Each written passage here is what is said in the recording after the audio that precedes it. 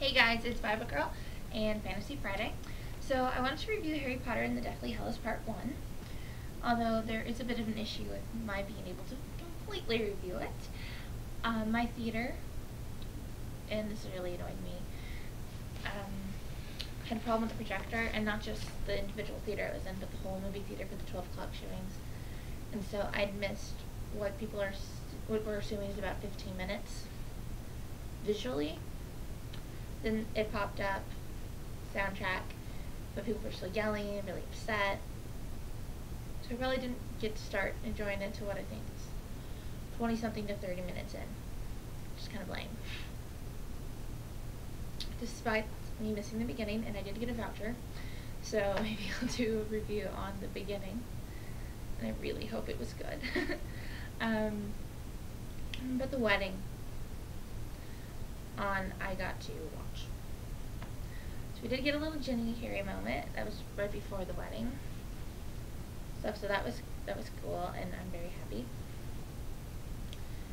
Stuff that made me really glad in the movie. Dobby. I really appreciate that they did bring Dobby back in a non-book scene, just because of the way the movies have forgotten him, and we needed him to be back momentarily so we could experience that loss. And they did his death justice. It was the scene in the movie that I knew had to be done right, or I was going to be so unhappy. Because Dobby's death and the Force again both brought me to tears when I was reading the book. They meant a lot to me personally, and I wanted them to be done correctly. And I think they really, really gave Dobby his due. Didn't happen precisely the way the book happened, but I'm perfectly fine with that, because that was for pacing, and it was the end of the movie. Having it in daylight, I was cool with. Having it truncated a little bit, cool with, because they gave him his death. I wish we could have seen the headstone. He realized Dobby a free elf, but Dobby said he was a free elf and had the I have no master line and all that stuff, so I was really, really glad. Another thing, I was so happy, we didn't see Dumbledore's sister's grave, but we saw Lily and James, and it had my Bible verse. Because, like, if you've watched my Why Harry Potter Isn't Bad for Christians video, you know that part of my argument is that there are Bible verses in Harry Potter and Deathly Hallows. And if they didn't have it, I was going to be super unhappy. And I literally was crossing my fingers whispering, keep the Bible verses, keep the Bible verses, keep the Bible verses. And it was there. Last to me, that shall be destroyed as death. So I'm very happy that my Bible verse was there and my Dobby Destiny was there.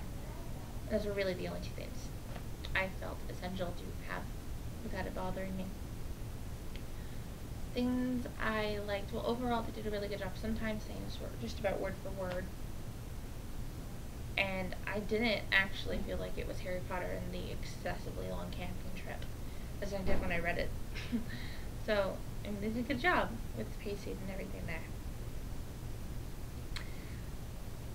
There's a Twilight joke. There's actually a couple little Twilight things in there, and it made me laugh really hard. When they're on the radio talking about missing wizards and stuff, they mention Bella, Edward, Jacob, Charlie. Which, yeah, could have been coincidence, but come on, it's really not. And when Ron is reading, or Hermione's about to read Tales to Beedle the Bard, and Ron cuts her off, like he does in the book about how midnight, his mom always said midnight, and that made it creepier. Hermione gives like this look, and he goes, Twilight's good. In fact, Twilight's even better. And I just busted up, and some other people laughed, and other people looked unhappy in my theater, but overall, what I've seen in the movie is fantastic. I loved it. I had a mostly good midnight experience. I don't think I'm going back to that theater, with the exception to using my voucher, anytime soon, though. Because it was something they should have gotten ready for ahead of time. It's not the people working there fault, just, you know, whoever was in charge of my projection stuff's fault. But yeah, Deathly Hallows Part 1 is awesome. the ending, they did really good. I liked how they ended with Dobby's death, and then had like an excitement scene of Voldemort getting the wand. And I'm excited for July, and I can't wait for July. And then a little bit of me is going to be really sad when July comes, because it's going to be the end. So, I hope you all enjoyed it if you went. Comment below, tell me what you thought about it. Tell me if the beginning is good.